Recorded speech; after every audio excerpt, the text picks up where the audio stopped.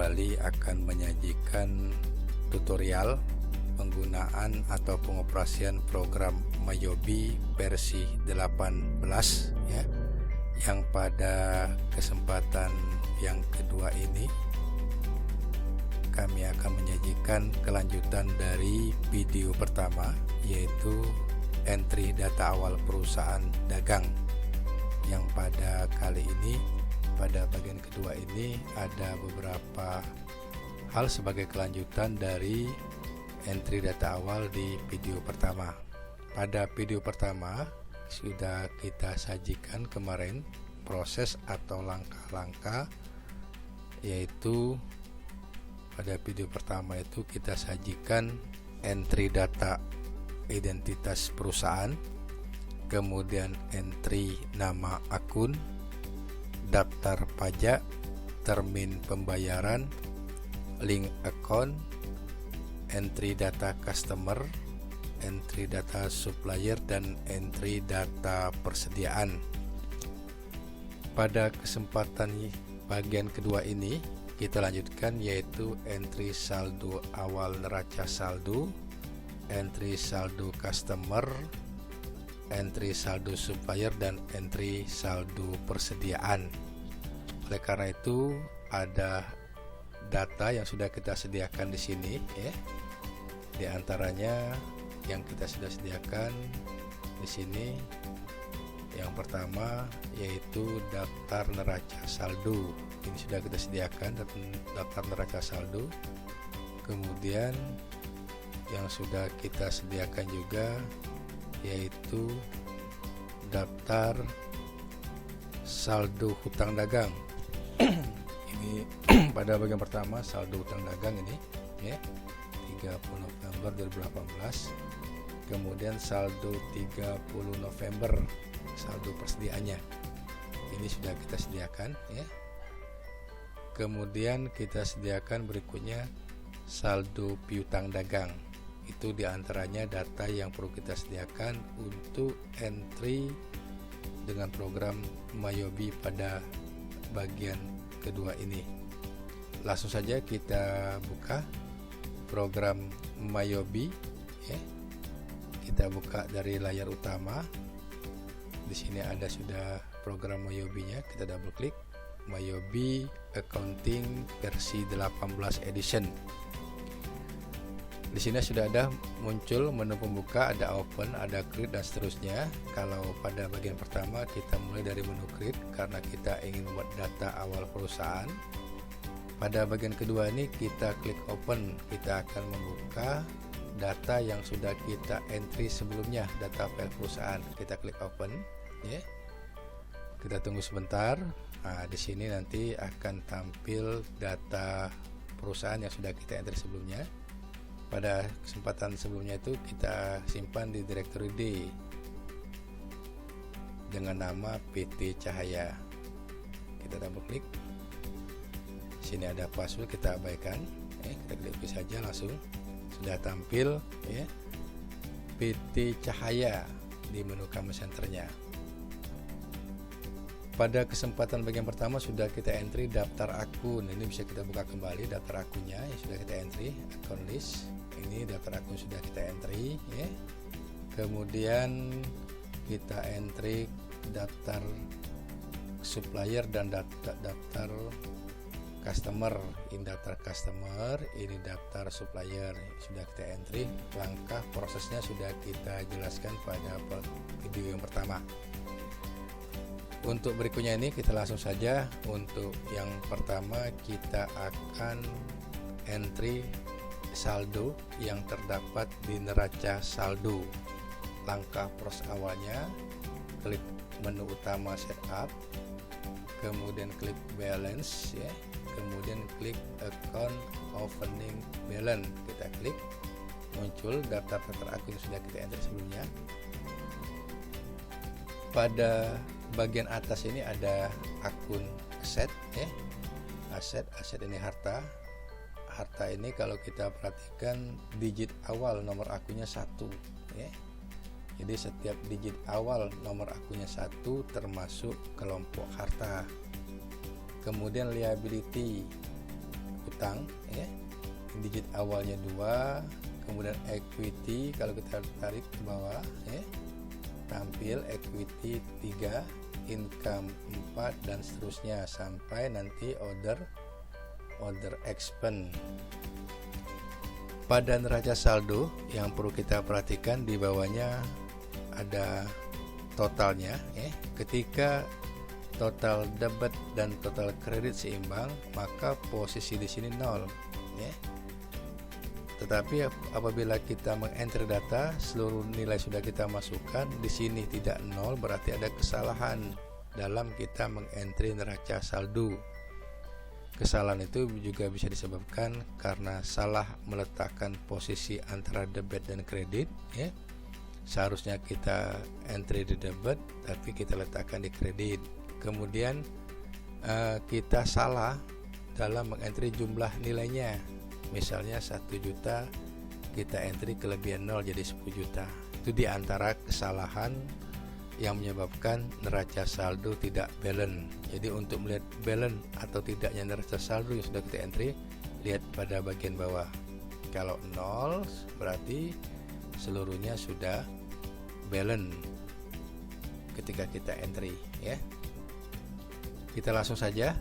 Yang pertama di sini cash in bank sesuai dengan neraca saldo yang sudah kita siapkan sebelumnya. Yang pertama di sini saldo cash in bank ini 276 juta 120.000 nilai neraca saldonya. Posisinya di debit di daftar neraca saldo yang kita entry. Karena harta ini saldo normalnya di debit, maka ketika kita mengentry saldo normal ya, di sini cash in bank ini saldo normalnya di debit di neraca saldo, berarti termasuk saldo cash in bank ini termasuk saldo normal karena posisinya di debit. Maka cara mengentrynya langsung saja kita entry misalnya 276 juta 120.000 ya. Ini cara mengentrynya kelebihan 0. Nah, ini akan menyebabkan neraca saldo kita tidak balance. Maka dalam mengentry neraca saldo harus dengan kehati-hatian. Kita tap dan posisinya sudah 276 juta. Berikutnya petty cash ya. Pada neraca saldo daftar atau nomor akun yang berikutnya, jadi kita entry sesuai data yang ada di neraca saldo kita ya. Jadi di neraca saldo kita berikutnya petty cash dengan nilai posisi di debit berarti dia normal, nilainya 6 juta, kita langsung entry 6 juta. Tap. Tuh, berarti langsung kita entry ya. Berikutnya pada neraca saldo account receivable daftar piutang, posisinya juga sama di debit ya, berarti dia juga saldo normal, nilainya 110 juta. Kita cari account receivable. Account receivable, nah itu sudah 110 juta. Tap. Berikutnya di sini allowance for doubtful debt. Ini kata lainnya untuk kerugian piutang, termasuk kelompok harta, tapi saldonya di sini dikredit, berarti saldo tidak normal. Okay? Berarti cara mengentrynya kita kasih tanda minus di awal. Di sini nilainya 7.200.000, berarti kita kasih tanda minus 7.200.000. Itu cara mengentrynya. Jadi ketika dia saldo abnormal atau saldo tidak normal, cara mengentrynya kita berikan tanda minus sebelum mengetik nilainya. Itu gambarannya ya. Ini bisa kita entry seluruhnya nilainya ya, sesuai dengan daftar yang ada di neraca saldo. Begitu juga daftar hutang ya. Daftar hutang ini kita entry saldo normalnya di kredit. Jadi ketika ada saldo hutang ya, saldo hutang posisinya di debit tidak normal, berarti kita kasih tanda minus sebelum kita mengenter nilainya. Jadi yang pertama di sini account payable misalnya. Jadi kita abaikan seluruh saldo hartanya dengan asumsi seluruhnya itu kita anggap bisa mengentrinya, ya. Yang perlu kita perhatikan ketika dia normal biasa entrynya, ketika dia tidak normal kita kasih tanda minus. Jadi kita abaikan, kita ringkas saja. Misalnya account payable kita berikan, coba kita isi account payable di sini di neraca saldo yang ada di daftar ini nilainya 154 juta di kredit. Karena hutang normalnya di kredit, maka entry-nya tidak usah kita kasih tanda minus karena kelompok hutang saldo normalnya di kredit. Langsung saja kita entry 154 123 123. Ketika kelompok hutang, ketika kelompok akun-akun yang tergolong hutang saldonya di debit, berarti dia saldo tidak normal. Oleh karena itu, dalam mengentry neraca saldo ini kita harus paham betul kedudukan yang mana saldo normal, yang mana saldo tidak normal. Ini kita isi dulu, dan seterusnya kita entry seperti itu gambaran. Begitu juga equity atau kelompok modal, ketika dia saldonya di kredit. Kalau equity ini saldonya di kredit, berarti dia saldo normal. Equity ketika dia saldonya di debit, berarti dia tidak normal. Cara mengentrynya kasih tanda minus. Itu gambarannya. Kita isi dulu. Di sini ada merchandise inventory yang nanti kita butuhkan. Jadi kita entry semua datanya, data neraca saldonya kita pindahkan seluruhnya di kolom opening balance ini. Kita coba isi untuk merchandise inventory 164 juta.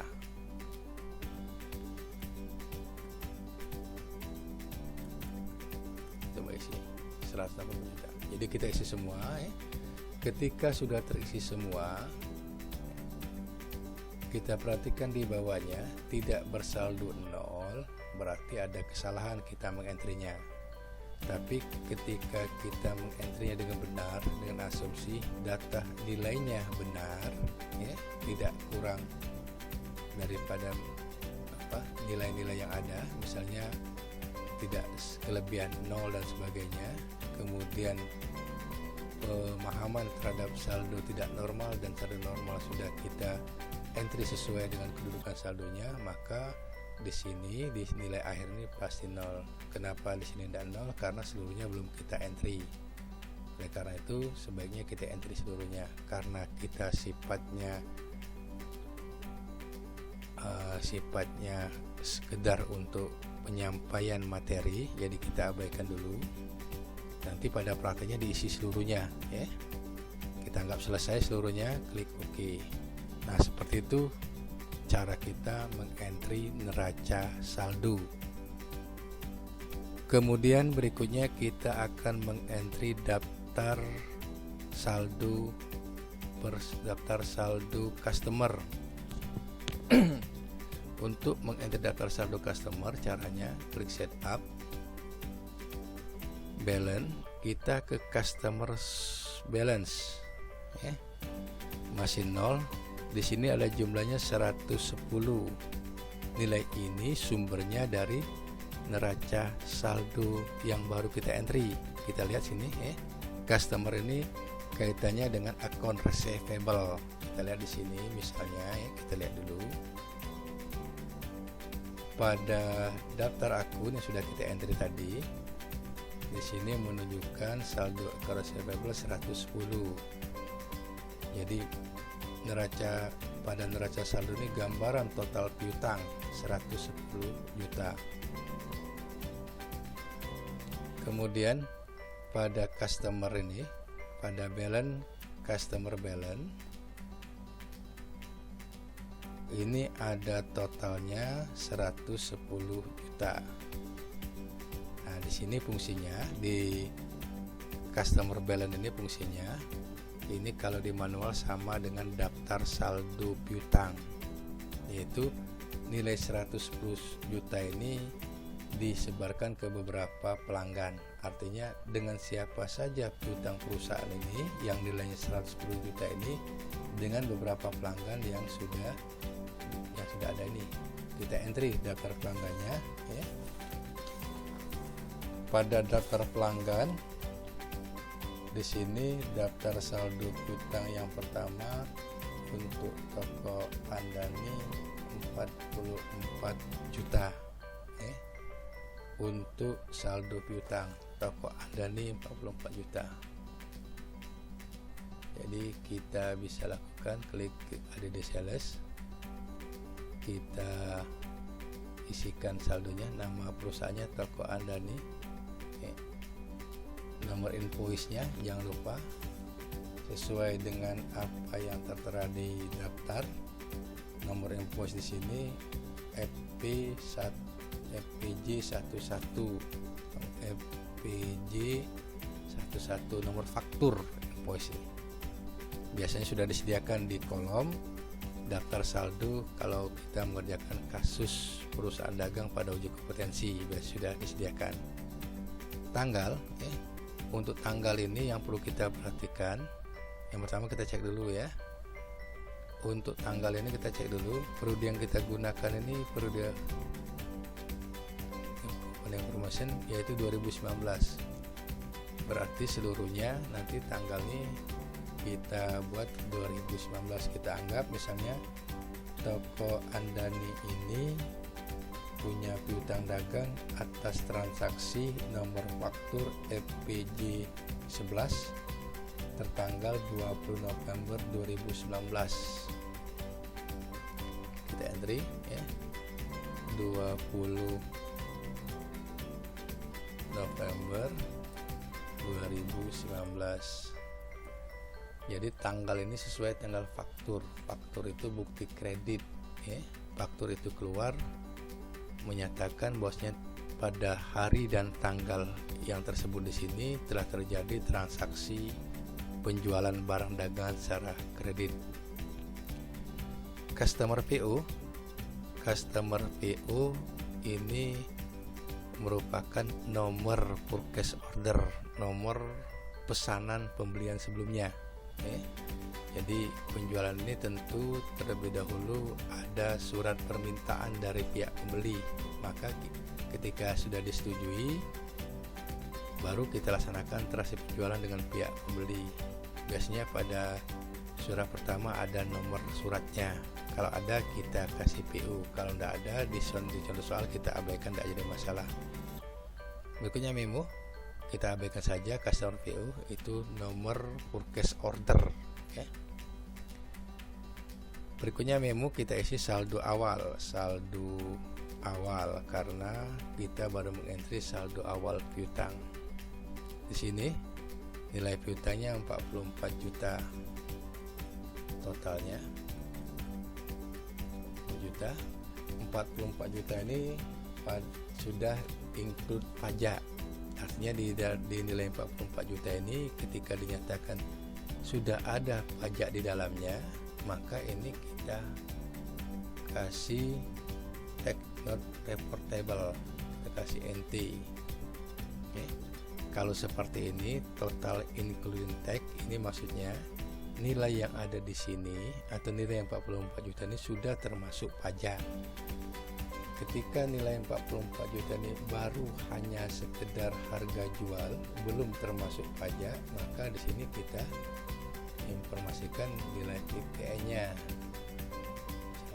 Nah, berarti 44 juta harga jualnya, pajaknya 4 juta.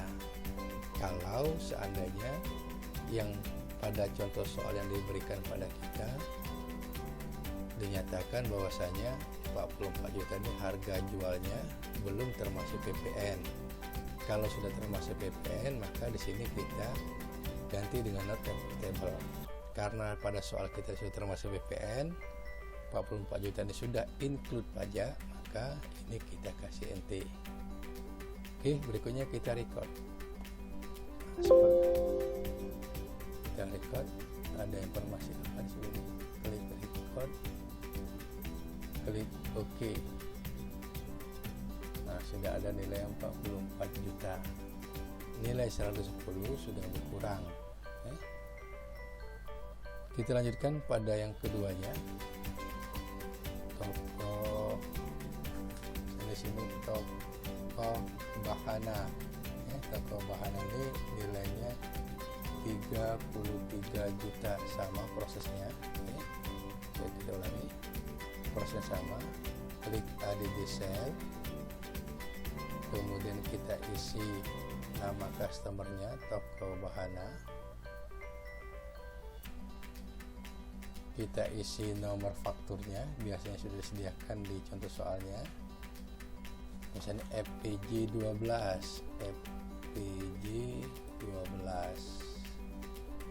tanggalnya tanggal faktur, tanggal fakturnya di sini 25 November,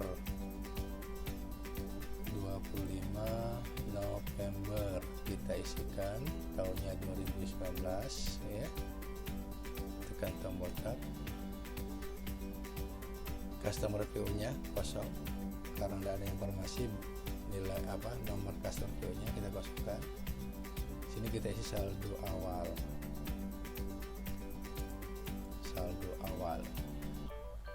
juga sama seperti tadi.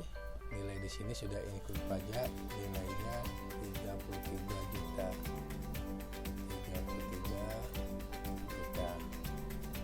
Sudah include pajak, maka ini kita ganti NT. Report table artinya nilai yang di depan ini, nilai ini sudah include pajak, sudah termasuk PPN. Klik record, klik OK. Kita isi berikutnya PT, berikutnya PT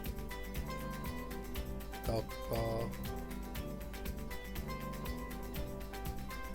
Dira, sini nilainya 33 juta, sama nilainya 33 juta.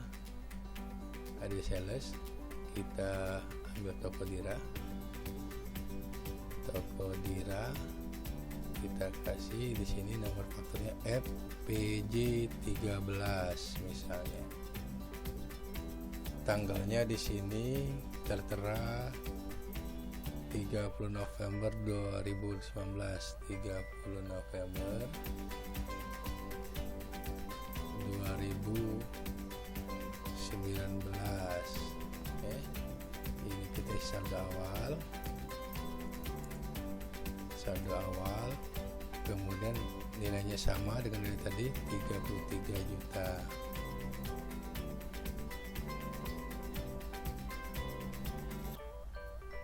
Kelebihan 0, kita buang 1 nolnya, 33 juta. Ini not deportable, datanya sudah include pajak. Klik record. Nah, di sini setelah selesai, congratulations, selamat. Ketika data yang kita entrikan sudah benar, maka out balance-nya 0. Berarti data yang ada di neraca saldo untuk akun account receivable 110 juta itu merupakan piutang kepada Toko Andani 44 juta, Toko Bahana 33 juta, Toko Dira 33 juta. Selesai, klik OK. Berikutnya kita entry saldo hutang dagang. Klik setup, klik balance, klik supplier balance. Di sini sudah ada daftar hutang dagangnya. Nah, daftar hutang dagang ini sama seperti yang tadi, dia ada kaitannya dengan nilai total hutang dagang yang ada di neraca saldo. Kita lihat dulu di neraca saldo. Nilai hutang dagang yang ada di neraca saldo yang sudah kita entry sebelumnya, nilainya di sini 154 juta nilainya, nilai hutang dagang. Maka di sini akan tertera nilainya sebesar nilai yang ada di neraca saldo tadi, 154 juta. Mengapa bisa timbul? Karena sudah kita buat linknya. Di mana kita buat linknya? Pada waktu kita menentukan link account. Di sini set up link account, kemudian purchase account. Di sini kita letakkan account payable, itu yang pertama. Kemudian pada waktu kita entry membuat nama akun, kita gunakan akun trade creditor. Maka karena akun kreditor itu sudah link terhadap buku-buku pembantu hutang dagang. Seperti juga piutang dagang. Di awal pada video pertama, caranya kita entry melalui menu atau nama akun trade debtor. Nah, ini gambarannya. Kita lanjutkan cara mengentrynya. Kita klik ada di sell, ada di purchase sama seperti tadi. Di sini diinformasikan di soal diinformasikan daftar hutang dagang. Yang pertama PT Asoka, di sini nilainya 44 juta. Pertama PT Asoka. Hutang terhadap PT Asoka ini nilainya 44 juta. PT Asoka. Sama ini. Nomor faktur juga. Misalnya di sini diinformasikan nomor fakturnya NP8. NP8 fakturnya. Tanggal faktur pembeliannya di soal dinyatakan tanggal 18 November 2019. 18 November 2019.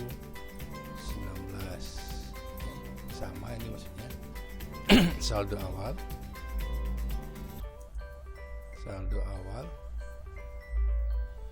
ini kita klik 44 juta. Pada soal tertera hutang PT Asoka ini 44 juta. Sama proses seperti tadi kita pilih no reportable karena data nilai 44 juta ini dianggap sudah include pajak. Informasinya sudah ada di daftar yang disediakan pada kasus soal yang kita kerjakan. Klik record. Nah, ketika sudah kita entry semua, maka di sini output balance-nya akan 0. Kita entry lagi misalnya. Yang kedua di sini PT Barata dengan saldonya 22 juta. PT Barata saldonya 22 juta. PT Barata ini NP9, kita buat saja NP9. Tanggalnya kita buat di sini tertera tanggal 20 November. Transaksi piutang dagang terhadap PT Barata ini terjadi pada tanggal 20 November 2019. Ini saldo awal kita isikan. Kemudian nilainya 22 juta. Ini sudah nilai include pajak, berarti di sini not reportable. Klik record. Sudah 22 juta. Kemudian berikutnya di sini informasinya PT Caraka, nilai piutangnya tertera di soal kita 88 juta. Sama jadi PT Caraka nilainya ini NP10 buat kita rekayasa saja NP10 misalnya, tekan tombol tab. Tanggalnya di sini tertera tanggal 10 November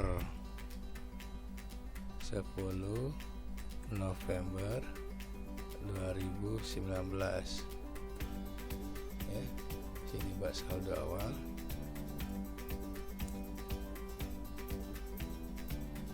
sini buat 88 juta. Ini tidak include pajak, sudah include pajak 0. Record automation. Ketika sudah selesai, sama posisinya out balance-nya 0, berarti data neraca saldo sudah sama dengan buku besar pembantunya. Klik close. Berikutnya kita entry daftar persediaan. Kita lihat di sini ada 2 jenis persediaan. Cara mengentry saldo persediaan, caranya klik modul inventory, kemudian klik count inventory. Cara awalnya di sini sudah ada data persediaan yang sudah kita entry sebelumnya. Kita entry ini pada video pertama cara langkah entry-nya. Kemudian kita isi di sini nilai ya, quantity jumlahnya, jumlah persediaan untuk account plus ya. Jumlah persediaannya di sini 80 unit.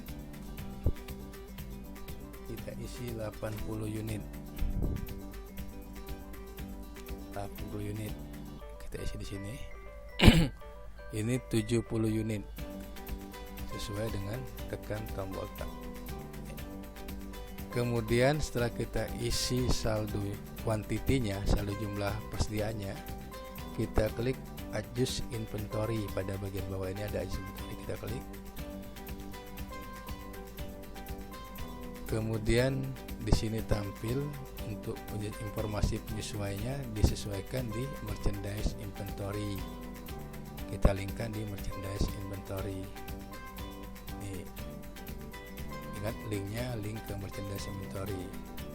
Klik continue. Nah, di sini menggambarkan informasinya, memeriksa keadaan saldo awal.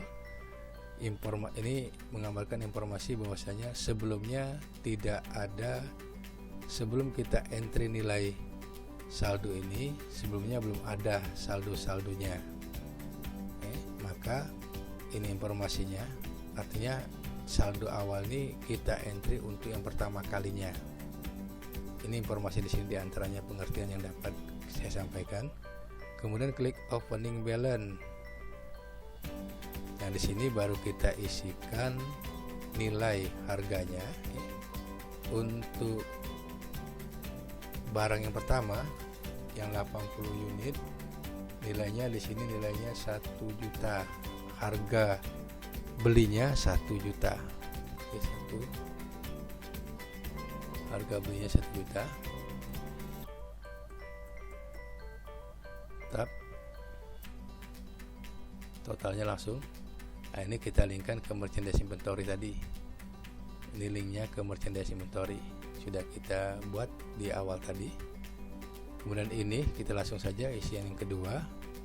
Isi yang kedua ini daftar atau harga belinya 1.200.000. Tab 1.200.000. Selesai. Jangan lupa tanggalnya ya, karena kita untuk saldo awal ini saldo awal 1 Desember 1/12 tahunnya tadi tahun 2019. Jadi persediaan ini ada di perusahaan kita atau di gudang persediaan kita tertanggal 1 Desember 2019. Kita isi di sini saldo awal. Nah, ini. Jadi untuk persediaan kita buat tanggalnya tanggal 1 Desember, sedangkan untuk customer tadi kita sesuaikan dengan tanggal fakturnya. Masing-masing beda. Kenapa kita sesuaikan dengan tanggal fakturnya? Nanti berhubungan dengan syarat pembayarannya.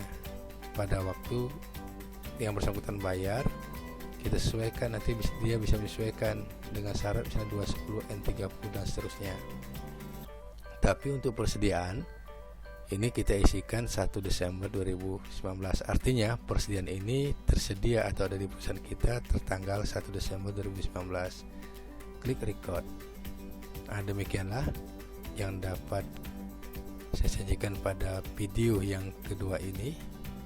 Jadi setelah kita entry pada bagian pertama dan entry pada bagian kedua ini, bagian video yang kedua ini, sampai ke pengisian daftar neraca saldo persediaan barang dagangan, maka langkah berikutnya kita langsung dapat mengentry bukti-bukti transaksi yang terjadi selama bulan Desember.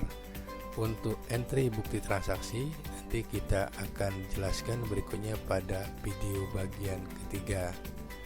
Demikianlah yang dapat saya sampaikan pada video bagian kedua ini. Assalamualaikum warahmatullahi wabarakatuh.